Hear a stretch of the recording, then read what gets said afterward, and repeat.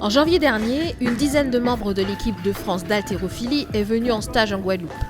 2 avantages à ce choix: profiter d'un meilleur cadre pour préparer les grosses échéances de la saison et bien sûr partager l'entraînement avec les athlètes locaux du pôle. On veut concrétiser un peu la longue période foncière qu'on vient d'encaisser.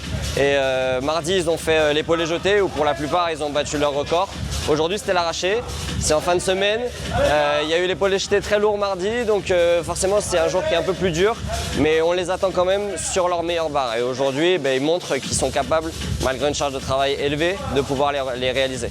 On est venu avec tout le collectif du pôle INSEP, quasi. On est venu à 10 athlètes pour 15 jours, 5 jours d'acclimatation et 10 jours d'entraînement très intensif. Donc là, ça fait partie des jours très intensifs aujourd'hui. Et on vient préparer les championnats d'Europe senior, les championnats du monde U20 et pour d'autres, les compétitions individuelles nationales. 2 options, mec. Soit tu repasses à 55 pour repasser à 60, soit tu le fais. Mais tu vois, dans tous les cas, dans toutes les options, quand tu mets là-bas, imagine quand tu es passé à 90, tu t'es posé la question? Non.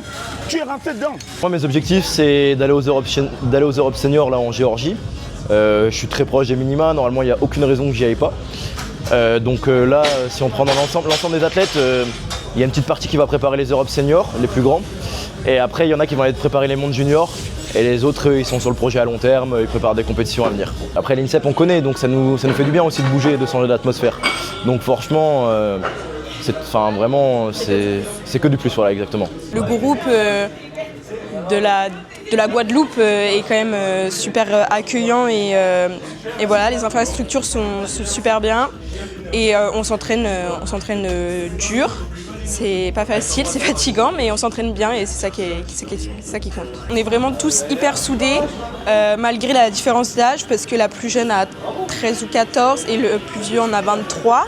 Donc il y a quand même 10 ans d'écart, ça paraît énorme, mais pour autant on est tous là les uns pour les autres, on s'écoute, on s'entend, on s'encourage et je pense que c'est ça aussi qui fait qu'on arrive autant à performer et à s'affirmer, c'est parce qu'on a un bon groupe qui nous pousse à tous les entraînements en fait.